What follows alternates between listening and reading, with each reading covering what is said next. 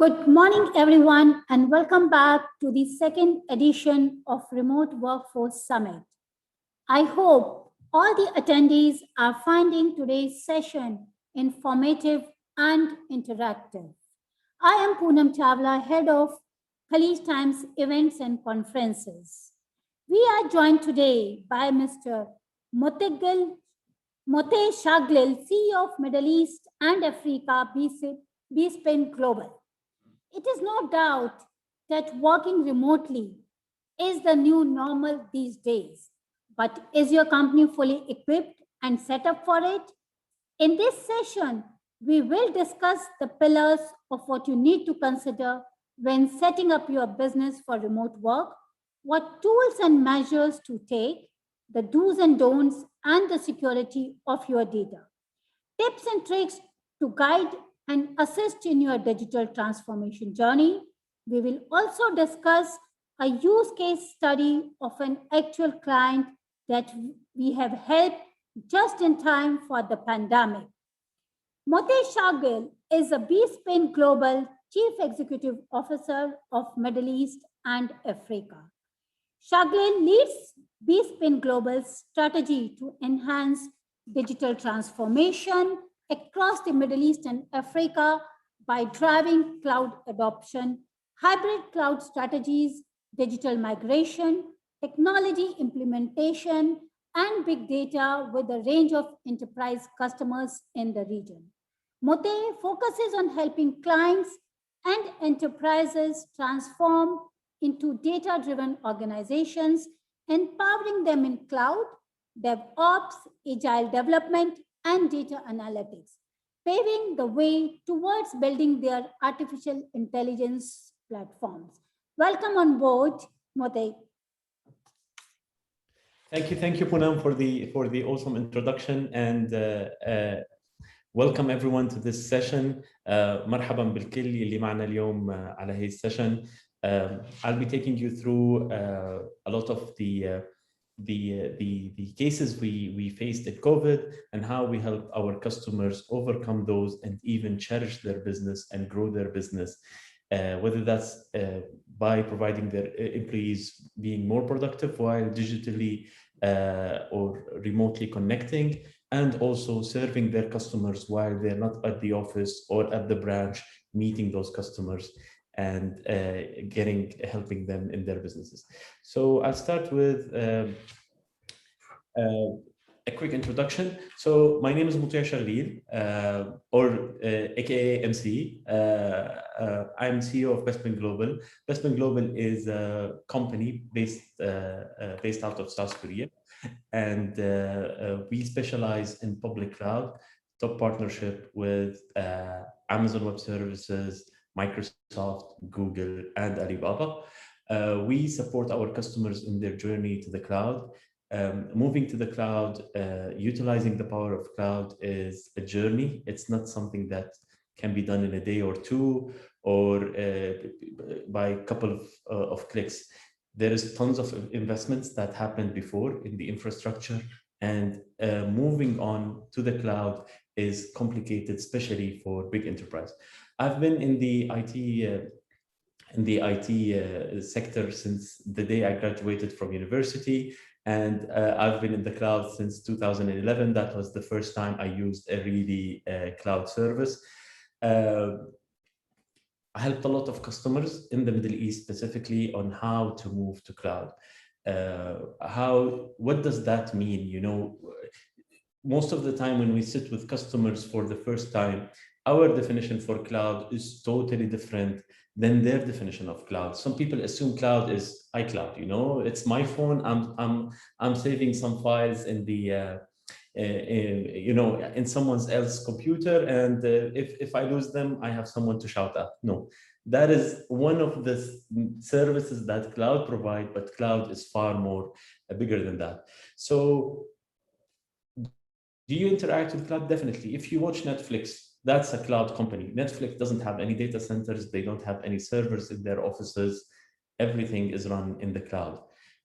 And on it goes, whether you're using Amazon here in the UAE, or you're using Shahid, or you're using Kareem, all of those are services you're using day to day, and those companies are on the cloud. Uh, we help customers in end-to-end solutions. So we start with the basics, which is you buying cloud from us, and then with the business owners and business executives, we help them strategize how that cloud migration is gonna look like. And then once they have the strategy, they understand what changes needs to be done. We help them migrate to the cloud, and then later on, even support them with what we call managed services. And it's all about, we take the responsibility of managing your IT workloads so you can focus on your core business. This is something that today, especially with the diversity of the market, with the big increase in how people are consuming and how companies are growing, is becoming crucial for those businesses. Because let's assume a CEO or a company are very, very good, let's say, in sunglasses retail. They're the masters when it comes to sunglasses. They have all of those, let's say, exclusivity, all of those branches. They want to focus more on their business than running their IT workloads. And this is where Bespin Global can come in and play a crucial part. So first of all, we migrate all of your workloads, regardless where they are, today at your office, in a co-hosted space, in your own data centers, whatsoever. We take it to the cloud. And then instead of you building that team, building the IT capabilities, the processes, the procedures, the systems, all of that, you have a certified MSP, managed service provider, which is Bespin Global, that can do that for you. So if you have a great e-commerce website, operating it and securing it is a very intensive job. It requires 24/7 monitoring, teams securing it, and so on. Instead of building that by yourself, you can come to Bespin Global and we can support you with this. I'm passionate about technology. I love technology. I love how the change in the technology sector is so quick, and even it became quicker with the cloud, because now we're no longer restricted to hardware. We're no longer restricted to shipping times and installation times. You can spin up a website in less than 30 minutes. It's very convenient, it's very quick, and all of those services around it are just growing. Now, going back to this event's discussion, remote working. Remote working has affected all of us, whether that's for the good or the bad. Definitely, in certain areas, it increased productivity because people were focused. They were not commuting back and forth, searching for parking, especially if you're in the UAE, the hot weather, going into all of that is gone. Now you're productive immediately. And also part of that productivity is you're at home, sharing the same table for lunch with your kids, with your family, all gives you positive energy. That intense of traffic, being on time, all of that is gone. So your productivity increases. And also, especially with the tools that we're using today, now we're using, for example, Zoom. It's so easy to schedule a meeting. It's very quick. You're done. You didn't waste a lot of your time commuting back and forth or bringing people all to the same room. So this affected our productivity and also our performance. The other thing also is it showed how critical it is for companies to make work visible. This is a very crucial point that we're discussing a lot with our customers. How do I make work visible? And what do I mean by that? Today, this collaboration, this way of doing stuff, because every one of us is remote, needs to go to the next level. So before, people, they'll just do their job, they're providing, they're doing stuff. Why? Because other people are there, they're seeing that, they're engaging with them, they're discussing. But now that everyone is at home, having like a single source of truth or a single place where everyone can understand what each unit is doing and how they can collaborate together is very crucial. So whether that's, dashboards, you understanding like uh, how many requests are we getting, how many customers, how many inquiries, all of that, and how does that reflect into the organization, and will we be able to satisfy that and not? Also, the customers, their demands changed, and this again leads into more and more changes within the enterprises, because now customers no longer want to visit the branch. They're used maybe to do stuff online. They assume that you'll be having delivery, that you'll be having an online chat platform for them to complain or inquire. All of that all changed. So whether that's its ongoing business or its new initiatives, that needs to be visualized. People need to see that. And the easiest way to do this is definitely through technology. The other thing that impacted us from a remote working perspective is retention. Uh, I had one of my friends during the weekend, and they were telling us like it became so convenient for them after being a remote work, because they used to work till 5, their kids stay at school till 5, and then commuting and all of the delays and all of the rush. Now they can spend more time together, they can be more productive, and they want to stay with organizations that enable them to really do their job remotely. So this now becomes part of every CEO's agenda, providing the best workspace environment, remote workspace environment for their employees, because now it's part of how employees are evaluating those companies. Profitability, again, rents, papers, commuting, fancy meetings, all of that has gone away, and now it's all being reflected in profitability. I heard about one of, I think it's JP Morgan, moved a huge number of their employees from, I guess, from New York to Florida. And the amount of saving is unbelievable. And people also are enjoying that because now they're in a more greener area, more relaxed, it's not congested, and so on. So this is today a very major point that CEOs and companies need to look at. How do I provide a better remote working environment?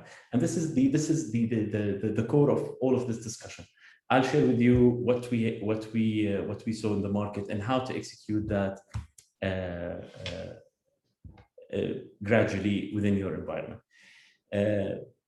It's not something that you do double clicks and you're done. You're now working remotely, and your processes are working simultaneously, and your finance payments are being processed very easily. It's a total change, especially for companies that didn't adapt technology soon. One of our customers, I remember before the pandemic, we were discussing with him saying, when do you think you'll start going to the cloud? When are you going to start migrating, and so on? And said something between maybe 2 to 3 years. I need the buy-in, I need all of that stuff, and so on. Pandemic hit in. 24 hours, he went to the cloud. He started solving problems while the plane is flying, and it affected him, it affected the workers, and the delay didn't bring any benefit for anyone, especially when concerns like security comes into place, when connectivity comes to place. All of that, training your people, how do I connect, how do I use these tools, all of that, this is not something that can be done in a day or two. It needs to be gradually laid out. So we're going to talk about about 6 to 7 pillars on what needs to be done. Some of this is not even technology, but it's being affected by the technology and the remote workspace. We're going to discuss enabling workers to contribute immediately. Again, back to the point where work needs to be visible. People need to understand what other people are doing and how they're doing that. Also, providing the right tools and applications for the employees that are quick, that are agile, that satisfy their needs, and doesn't take years to be deployed or to be changes to take weeks or months to deploy. Also promoting teamwork and collaboration. How does that look like? Securing the remote access. This is a very crucial point, especially when it's a very sensitive job, or you're looking at sensitive information. You can't imagine how many times I go to Starbucks, I go to a cafe, I go to a restaurant, people, screens, clear, anyone passing by can see all of that info. For certain roles, that is acceptable. For other roles, that's a dramatic breach. Previously, companies spend millions of dollars on securing their data, but now all it takes is an employee in a cafe looking at a critical report, and boom, that data is out. Also, it comes the other way around, which is now that those let's say secure workloads are now opened, you have the possibility of having a cyber attack, Bitcoin miners coming into your servers, ransomware attacks where everything is encrypted, makes the whole infrastructure useless. This is a major point to look at. Also, how do we protect the company's data?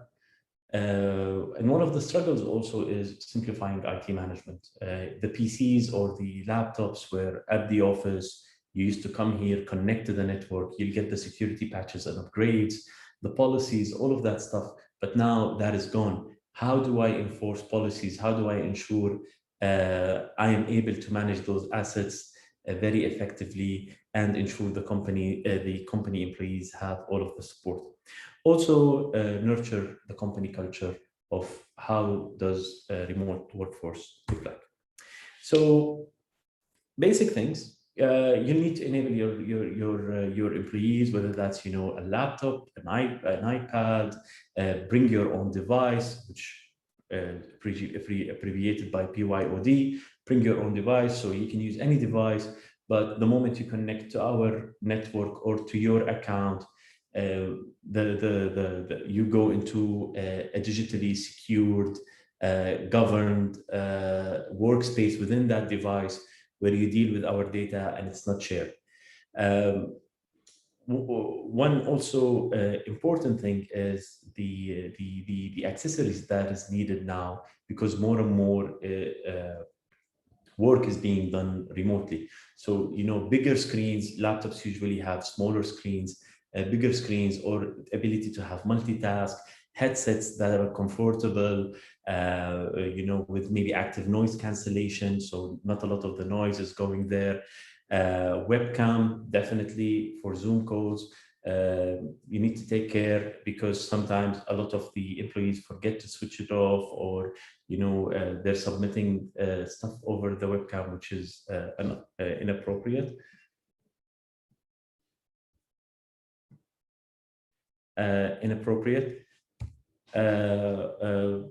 Printers, especially if you're dealing with legal stuff. The mobile phone, again. Internet, I think all of us witnessed the congestion on the internet lines at home, at the office. That is because more people are now being educated over the internet.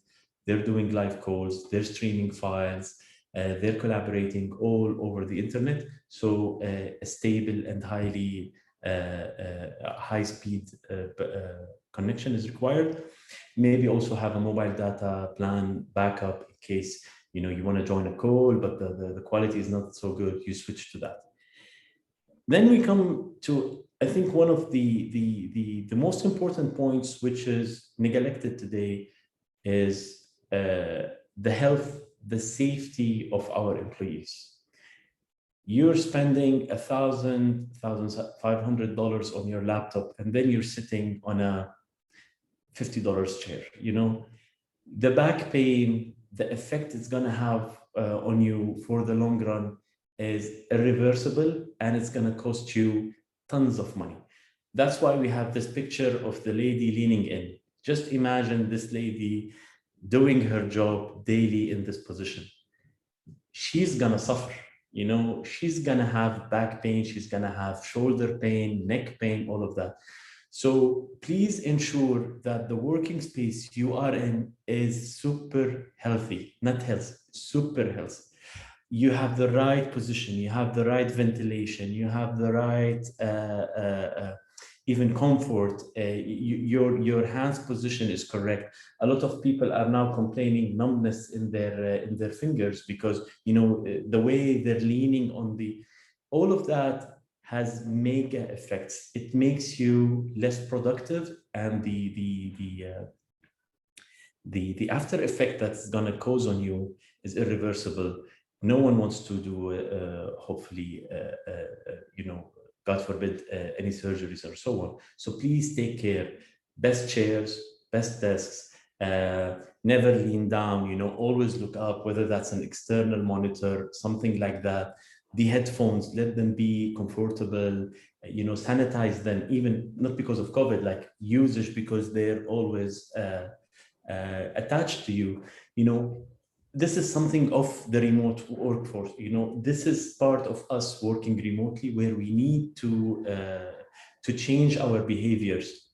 So this is Moti, we have some interesting questions from our attendees, and which we would like to take. I know we are talking really interesting things, but I think if we can wrap up our presentation so that we can go to the Q&A sessions, please. Yeah, okay, definitely. Yeah. So the other one is providing the right tools and apps.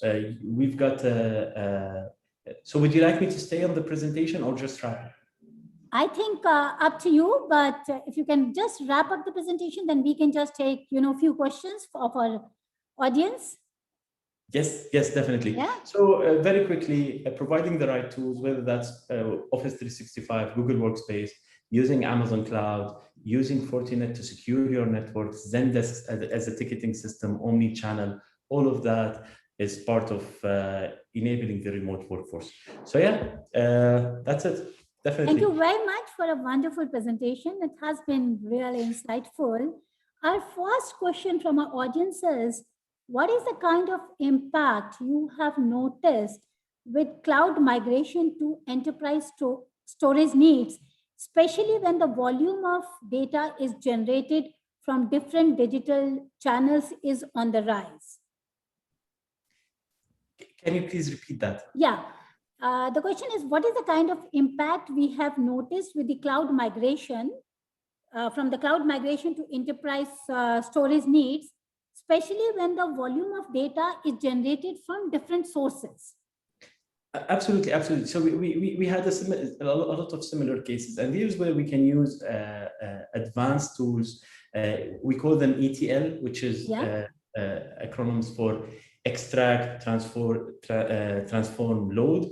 And here's where it can collect data from all of those sources, clean whatsoever, and then push it into the cloud. So that is something that is doable. And especially with the cloud, there is a lot of controls, there is a lot of encryption, there is a lot of stuff that can be enabled to protect that data in the cloud. And the second question is, how can DevOps enhance operational efficiency to drive optimal business outcomes? This topic, I'll talk about it days. Definitely, I'll talk about this for days, especially that Bespin Global Middle East, we won the Amazon Partner of the Year 2020 for DevOps. So we specialize. DevOps is how big mega companies do technology. So think about Google, me and you. They operate 24/7 all over the globe, millions of people hitting their servers. You never go to Gmail and they say server under maintenance, come after 2 hours. They have developers all over the world contributing to those features. So people may be editing the user interface. DevOps is all about bringing that all into one place and shipping products, bug fixes, features as soon as possible. And this comes into how do you deploy, how do you produce the code, and how do you push it to production? Yeah. DevOps is all about collaborating. Again, back, you collaborate. All of that is saved in a very secure place, your code. And then the way you produce it, you release it to production is very controlled. So if you can just give me a minute here to talk. One of our biggest customers had 54 branches all over the country. Pandemic hits in, total lockdown. His e-commerce website went from being a nice to have on the side website to becoming the core element of the business surviving. That's it.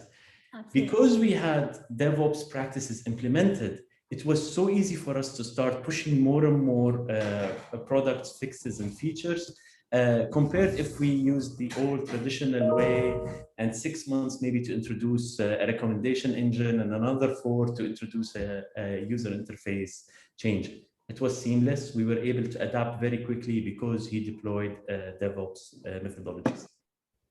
Thank you very much. We have, few more questions, which because we are running short of time, and what we are going to do is we are going to share those questions with you offline and share the responses with our audience.